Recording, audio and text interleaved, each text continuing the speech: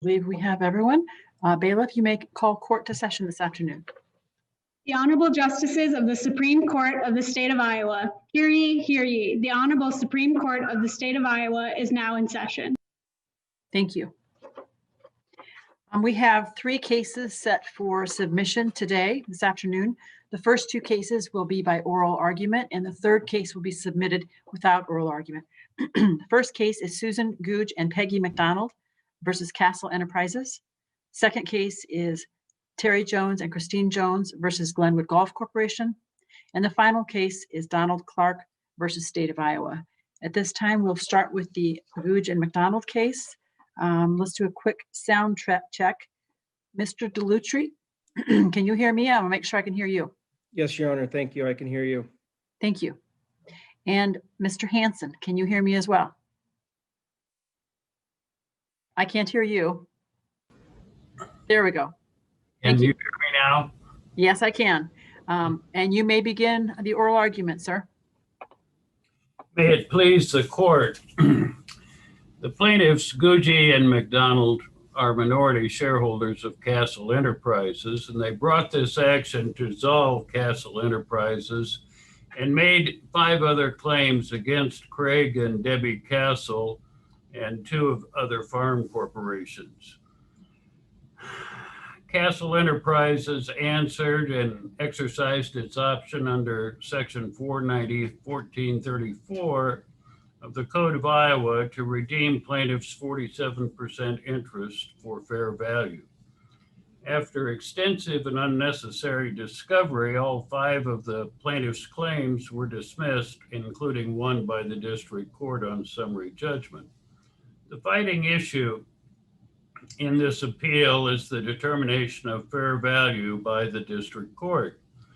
The district court simply totaled the fair market value of Kassel Enterprises assets, being $5,782,000, divided that number by the number of shares, 847, and then multiplied the number of shares owned by the plaintiffs to arrive at a result.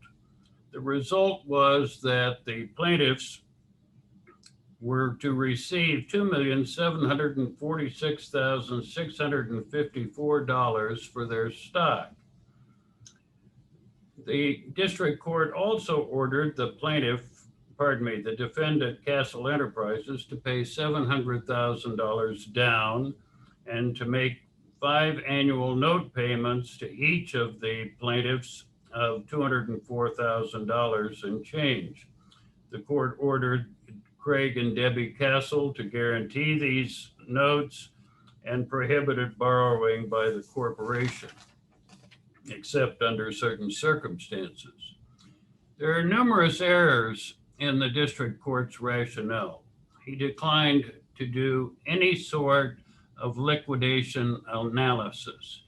He didn't deduct the costs and expenses of sale. He didn't analyze the situation as if it were a hypothetical sale of all the assets, as was contemplated by this court's decisions. He didn't understand what a redemption transaction was. In a redemption transaction, the corporation's basis in the appreciated assets does not change, nor does the basis for the remaining shareholder. Mr. Hanson, could I ask you a question, now that we're touching upon the tax consequences? Do the minority stockholders, when they're bought out, do they have to pay tax on those payments they're receiving? Yes, they do, Your Honor. They pay a capital gains tax on the difference between their basis and, of course, what they're receiving. So wouldn't it be kind of double tax if we did what you wanted, which is to first factor, take a deduction for taxes and then make the payment to them, which would also be taxable? It is certainly, if there would only be one tax, and whatever the tax would be is what the court ultimately decided the fair value of their stock would be. There wouldn't be double taxation. What I think the court is trying to get to is there a calculus here in which what we're doing is essentially taxing them twice by what I'm proposing. And I say, no, we're not. In fact, they're only going to be taxed once, and they're going to be taxed on what the court decides the fair value is. And in this case, what we say is what happens in a redemption transaction is that, in fact, all of the appreciated value that is ascribed to the plaintiffs moves over to the defendant. The defendant corporation then is now going to be taxed not only on its appreciation that of the other, if you will, 52% of the corporate stock, it's going to be taxed also on the 47% owned by, or that is related to the plaintiff and plaintiffs. And I say that because that's what occurs in a redemption transaction. Mr. Hanson, this is Justice McDonald. Could you clarify the tax issue a little bit further for me? As I understand it, there's really kind of two separate taxable events here. And you indicated that the plaintiffs will be taxed after the redemption sale, but that's capital gains on their stock, right? So we're looking at the basis in the stock versus what it was purchased for. But the issue you're talking about is the built-in gain on the land, taxable events here that would eventually have to be realized if the corporation ever sold the land. That's correct. That is correct. That's exactly. And you think the district court should have discounted the valuation for the future tax liability in the event that the corporation sold the asset versus, right? That is exactly correct, Your Honor. Okay, thank you. Mr. Hanson, on that point, it's Matt McDermott here. On that point, the district court suggested that it would be speculation to have imposed a deduction in the value of the company for the transaction cost, for the sale of the property, and for the taxes that would accrue if it were sold. What's your response to that? My response to that is twofold, Your Honor. First of all, both the expert that we hired, Mr. Crotty, and the expert that the plaintiffs hired, all used the same model. And that same model is the one that was adopted by the court in the Bauer case when it went back down for retrial, and by the Court of Appeals. And that model said that you absolutely have to assume that there is a sale at that time, contemporaneous with, and that in that sale process, you have to deduct all the costs of sale. That's a specific holding in the Court of Appeals decision, and it's a specific holding in the district court's decision in Bauer. And both of the experts used that model in the evidence at this case. Mr. Hanson, is there a difference between this case and Bauer, and in particular the Bauer 3 ruling, in that case there was evidence that in order to make a payment to the minority shareholder, there would have been a need to sell some of the farmland, whereas in this case, at least to my knowledge, there isn't evidence that was put on that there would have been some need to sell assets in order to make a payment to the minority shareholders.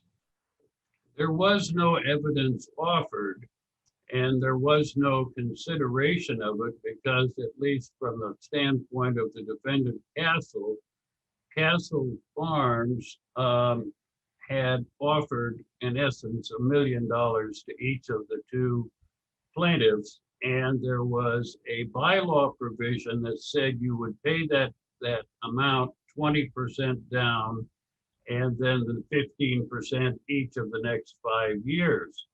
That was something that the corporation could afford. What it can't afford is what the district court ordered. The district court ordered out of the blue that there would be a $700,000 down payment, basically 25% of the $3 million, almost $3 million that the district court ordered. And there was never any opportunity for the admission of that evidence. You will find that there was no question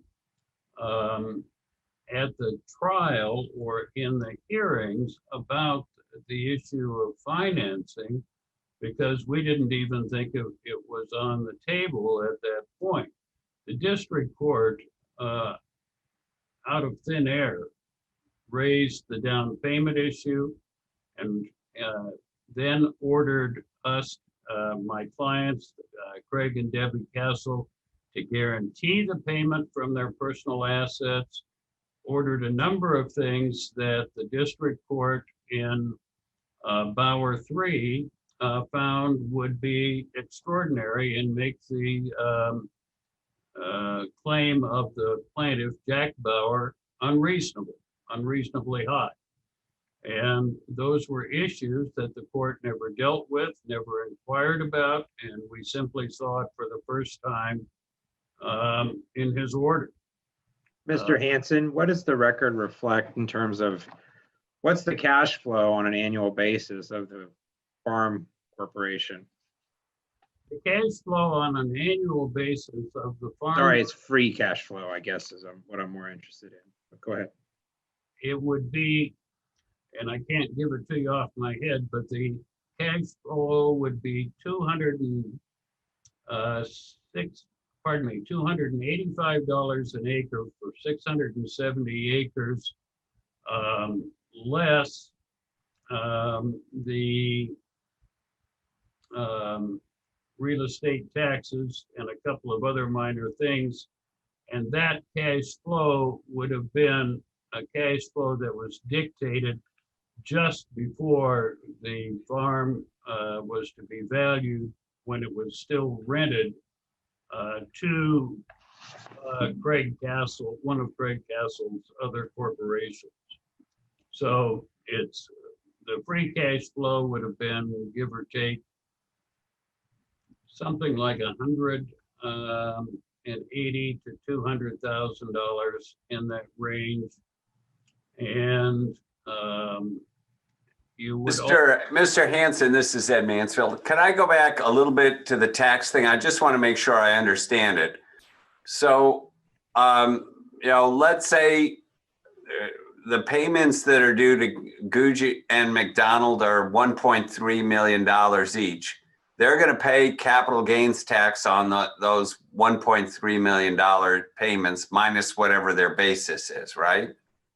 Yes, and that payment will be approximately $370,300. All right, and if the court were to rule that the payment should only be, say, $1 million, and so then a payment of $1 million were made to each of them because of the tax consequences, wouldn't they have to pay capital gains on the $1 million? Yes, they would, and the capital gains would, of course, been less. It would be about 200. And that's my question about the double taxation.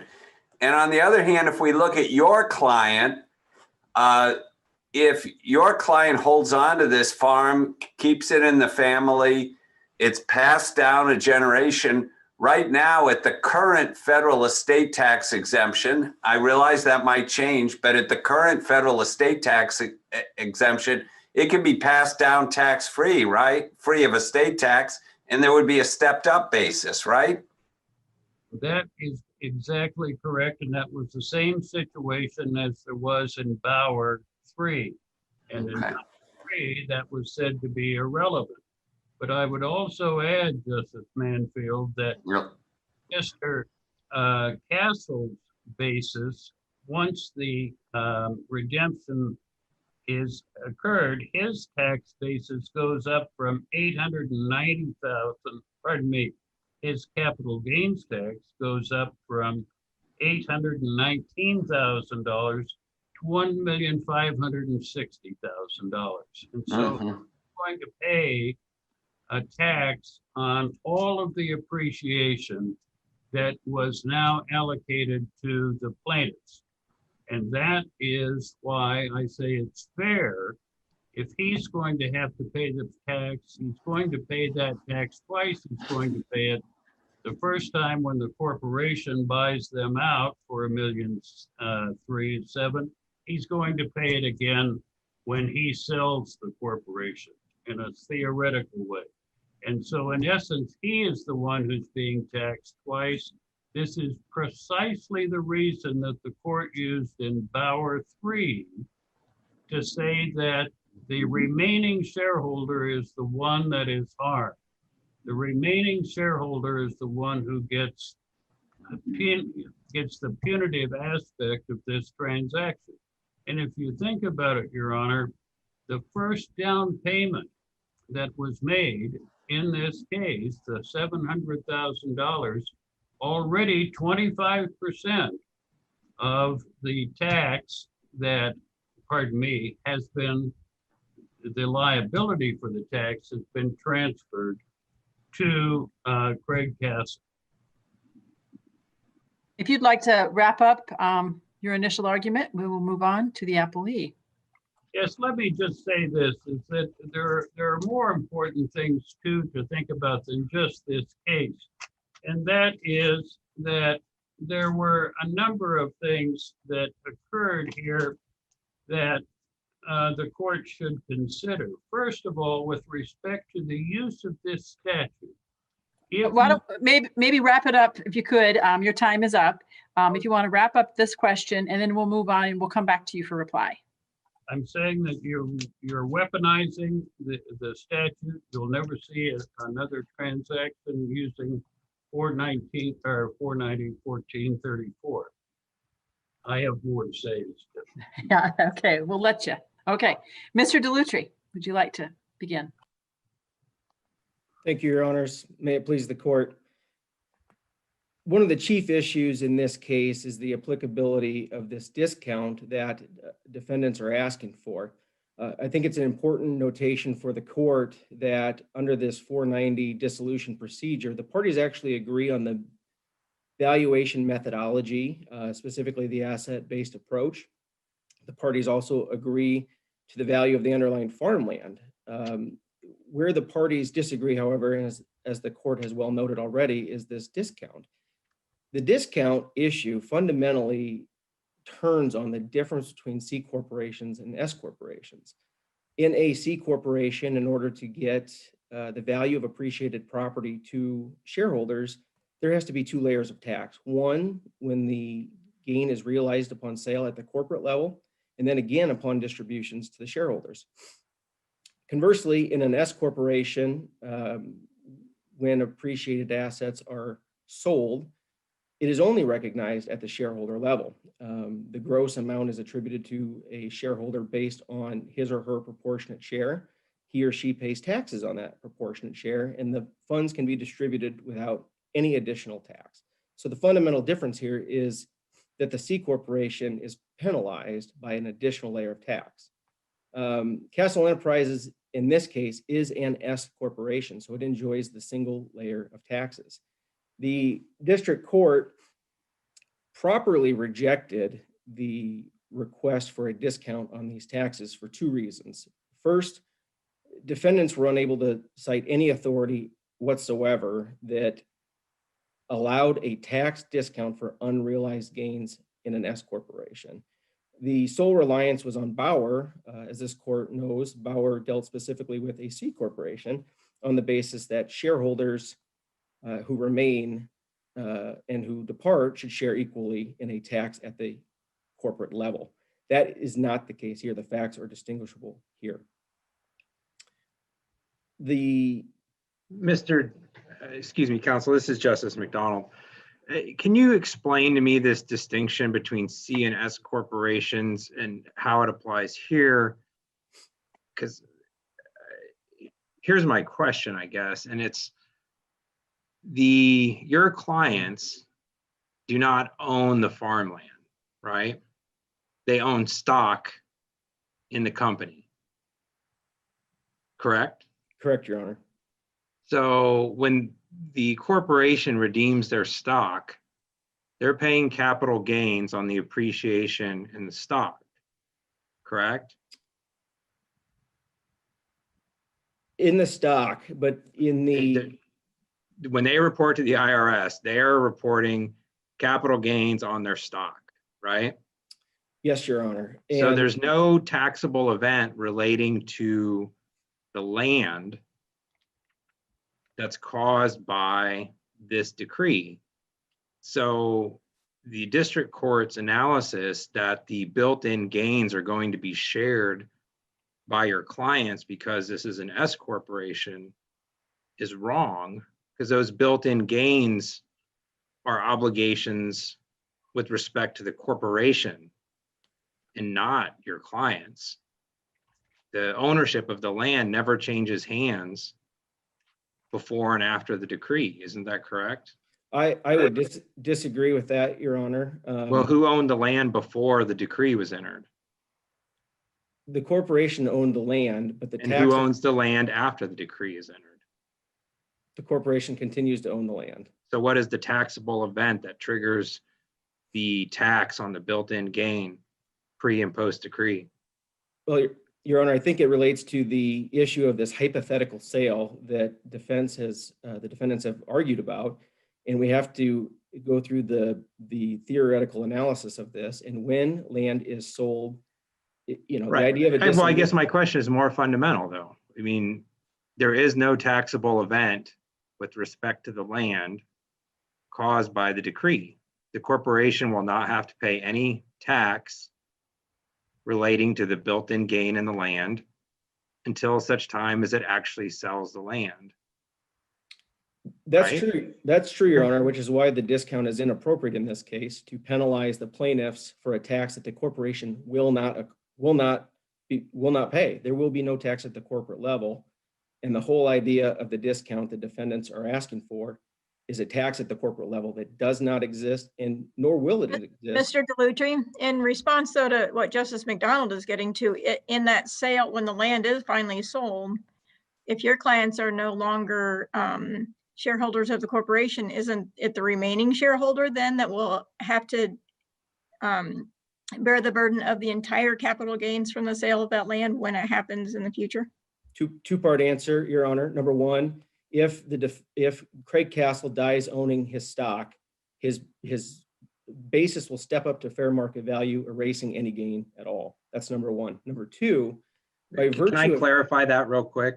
You may. His basis in the stock will step up.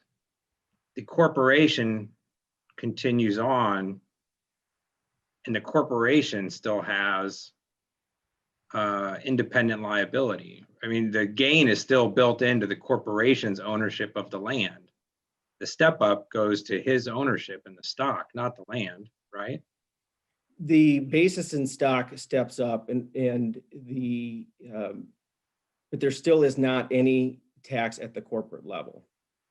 And the other way that the tax is negated in this case, Your Honor, is that by paying the notes to the plaintiffs as ordered by the court, the payments of those notes is made by after-tax dollars, which increases the basis. So just by virtue of paying for the plaintiff's interest through the promissory notes, their basis, the defendant's basis, will continue to increase until they are essentially even. So There is not any set of circumstances based on the evidence in this case that defendant Craig Kassel will ever pay any tax related to plaintiff's interest.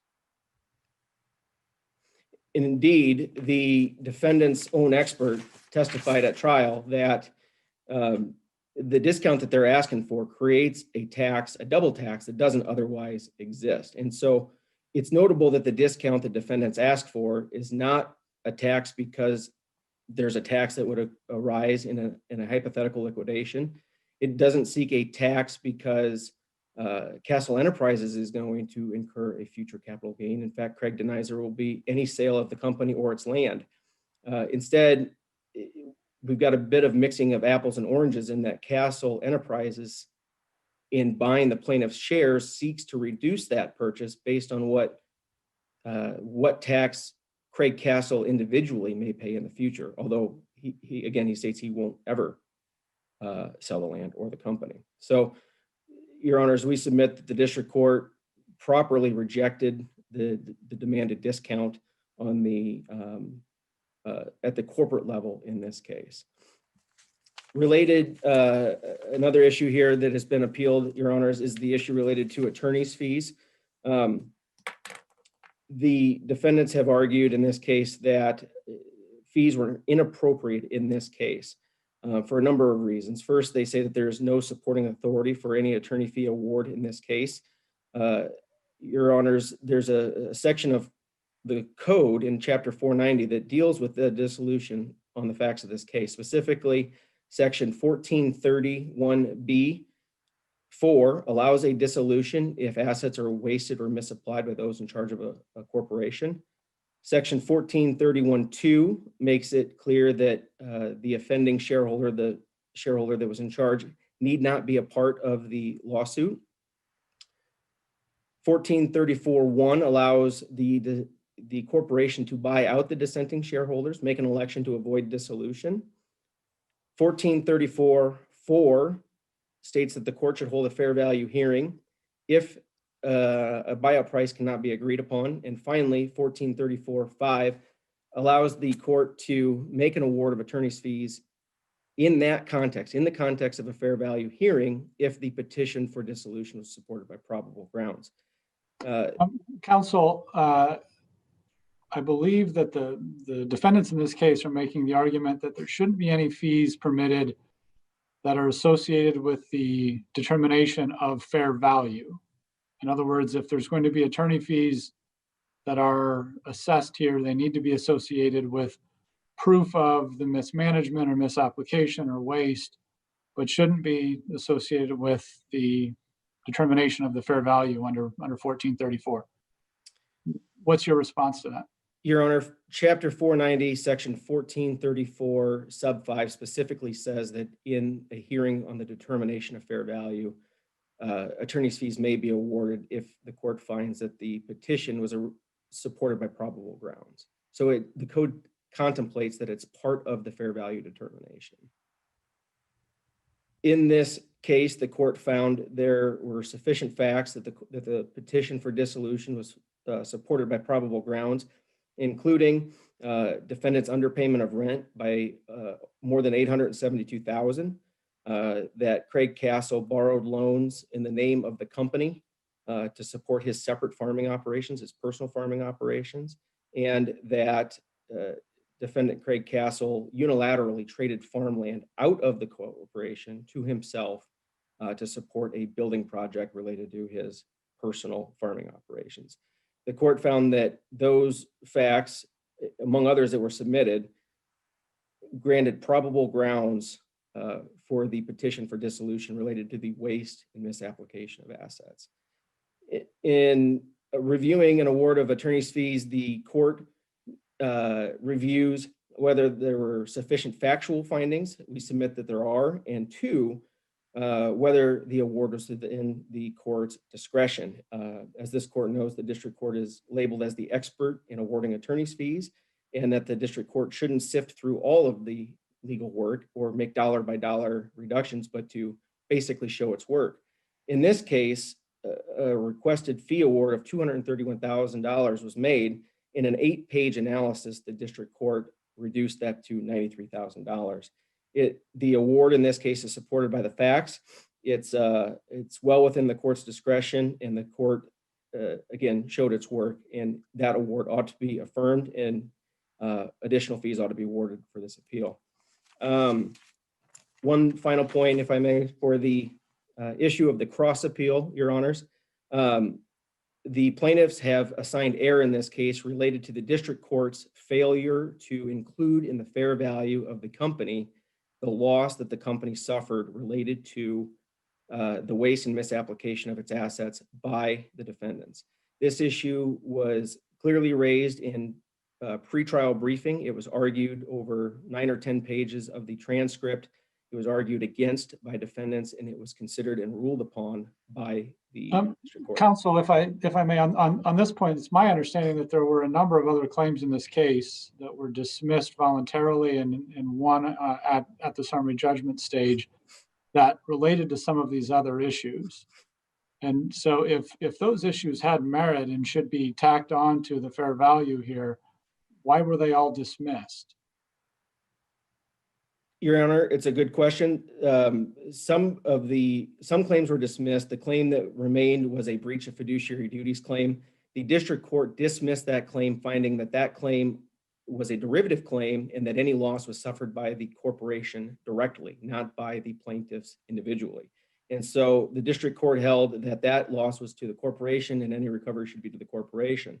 I would further note, Your Honor, that Code Chapter 4. And if I might, Counsel, you're not appealing that ruling, are you? The summary judgment ruling, Your Honor? Correct. Correct, Your Honor, and here's why. Section 1434 sub 6 specifically states that upon the fair value determination, the dissenting shareholder, the plaintiffs in this case, they lose their rights as shareholders. They're no longer shareholders, and so they don't have standing to pursue those claims any further. And so this is an asset-based valuation in this case that necessarily includes any legal claims the corporation might have, including against Craig Kassel. They're an asset of the company. It was incumbent upon the court to review and assess those claims and determine what their value is as part of the fair value, specifically because the fair value determination. Yeah, my concern about this cross appeal, Mr. Delutri, is you have this statutory scheme. You file an action on behalf of your clients to dissolve the corporation. The corporation then elects to buy out your clients at fair market value under the statute. You then turn around and say, well, the fair market value has to file the claim, has to include the value of the claims that were the basis for the dissolution. That seems to kind of backdoor what the legislature was trying to avoid with this valuation concept. It brings back in the whole mess of the dissolution that I think the legislature was trying to avoid, doesn't it?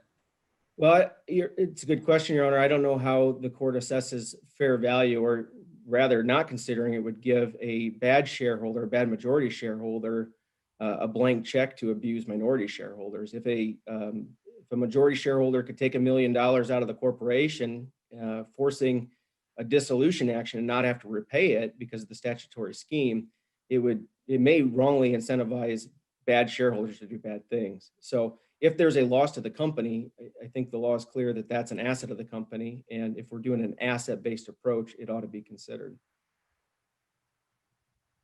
You may wrap up. Thank you, Your Honors. There are obviously many more issues. We believe it's sufficiently briefed, and we would direct the court to our briefing on those remaining issues. Thank you. Thank you. Mr. Hanson?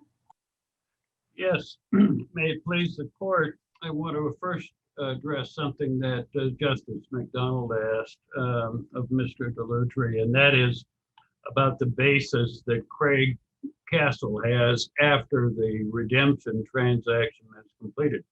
His basis in his stock does not change at all because of the redemption. The stock that is redeemed just simply goes away. His basis stays the same. The basis of the corporation stays the same because it is what the corporation paid for the land and the other assets. That's number one. Number two, I'll rely on my briefing with regard to the cross appeal on attorney's fees. And let me say that I don't think that the plaintiffs preserved error on their other issue. But I want to go back to the points that I was going to make towards the end of my argument. And that is, it seems to me that whether a corporation is a C or an S should not be the criterion that makes a determination or is important to the determination of what the fair value of the stock is. Because you can change from a C to an S, which is what Kassel Enterprises did under Craig Kassel's tutelage. It required the vote of all the shareholders and they had to wait 5 years. Change from a C to an S. You can change from an S to a C by simply having the majority shareholder file an election anytime, any year. And that changes it back. So what's going to occur if the court upholds this particular function is everybody is going to go back who is an S to being a C. And they'll stay as a C because under the Bauer case as a C, they're absolutely going to be insulated from any kind of shareholder action. The second thing is it's going to weaponize, if the court decides to sustain this jurisdiction, it's going to weaponize 490-1434 for in all S corporation situations, because all the courts are going to do is total up the total of the assets, divide by the amount of stock, and then require the corporation to pay that in a redemption or other shareholders to buy it that way. Well, Mr. Hanson, if I might, that wouldn't be true in all cases though, right? I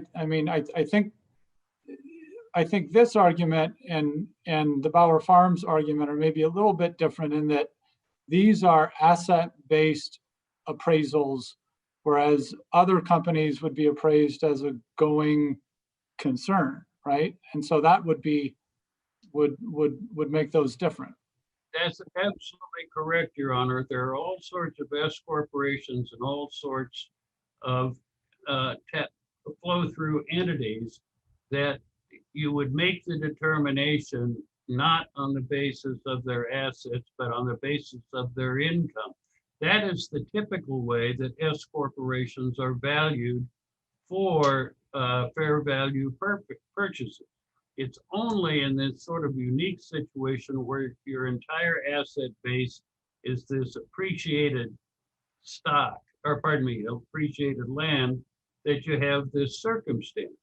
And the cases are legion, incidentally, in other circumstances where S corporations are valued in divorce cases, in multiple estate and gift tax cases where there are different kinds of valuation techniques used. It's a discounted cash flow is one of them. Mr. Hanson, on the subject of cases,